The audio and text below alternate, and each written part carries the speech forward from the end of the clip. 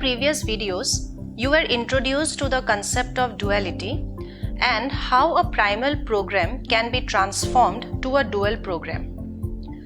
In the last week, we also learned how to solve a primal linear programming problem. Now, if a primal program is transformed into a dual program, what will be the solution? In this video, we will try to solve a primal program via its dual. Consider this linear programming problem that we solved in week 8 using the graphical analysis. Pi is the performance variable and x and y are the primal choice variables. In this example, there are two choice variables and two constraints. The graphical analysis of this primal program gave the optimum solution x equal to 2 and y equal to 2. Now, let us try to solve this primal program via its dual. There are 3 steps to obtain the optimum solution for a primal program via its dual. The first step requires us to obtain the dual program of the primal program using the rules of transformation. Can you write the dual program for this primal program?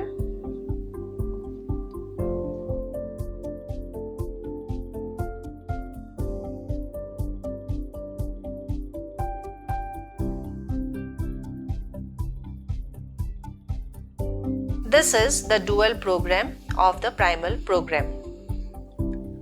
Pi star is the performance variable. X1 and Y1 are the dual choice variables. If you did not get this, you can watch the video named From Primal Program to Dual Program and revise the steps of transformation. In the second step, we find the optimum solution for the dual program. The optimum solution for the dual program may be found by using the usual steps for solving an LP model by the graphical analysis. Expressing the inequality constraints as strict equations, we get two equations. The graph of the two equations can be traced and the feasible region can be identified. Do you recognize the feasible region in this graph?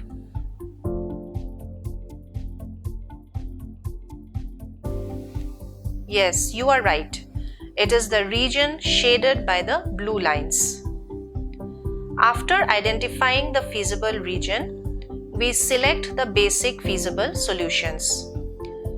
If you can recall, the basic feasible solutions are the corner points of the feasible region. Therefore, the coordinates 0, 3, 2, 1 and 4, 0 are the basic feasible solutions. Could you find the coordinates 2, 1?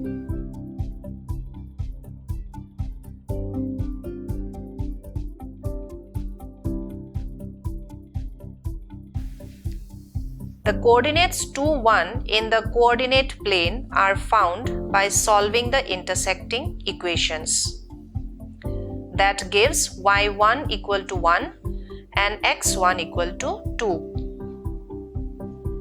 Next, we trace the graph of the objective function. Expressing the objective function equation in the form of a straight line equation gives the slope of this function as minus 2 by 3. Taking 2 on the y-axis and 3 on the x-axis and joining the 2 points gives the graph of the objective function. Drawing a parallel line and moving up, it can be seen that the graph of the objective function just touches the basic feasible solution. That gives us the optimum solution x1 equal to 2 and y1 equal to 1. In the final step, we express the dual choice variables in terms of primal choice variables by following duality theorems. There are two duality theorems. The first theorem says that if an optimal feasible solution exists, the optimal values obtained for the primal program is equal to that of the dual program, or y is equal to y star. If a dual choice variable in a linear program is non-zero, the corresponding slack or surplus variable in the counter program will be 0. Let us see what slack and surplus variables are. In simple terms, slack means to reduce. A slack variable is a variable that is generally added to a less than equal inequality constraint to transform the constraint into a strict equation. If we have an inequality x1 plus x2 less than equal to 4, this means that the sum of x1 and x2 is less than or equal to 4. If the sum is less than 4, how much should be added to it to make it equal to 4? Suppose we add S1, then S1 is called a slack variable. Surplus means to increase. A surplus variable is a variable that is generally subtracted from a greater than equal inequality constraint to transform into a strict equation. If we have an inequality x1 plus x2 greater than equal to 4, this means that the sum of x1 and x2 is greater than or equal to 4. If the sum is greater than 4, what must be subtracted to make it equal to 4? Suppose we subtract S2, then S2 is called a surplus variable. In our example, since the inequality in the primal program is less than equal to type, we use a slack variable. Therefore, the constraints of the primal program may be expressed as strict equations by using slack variables S1 and S2. X plus y plus S1 is equal to 4.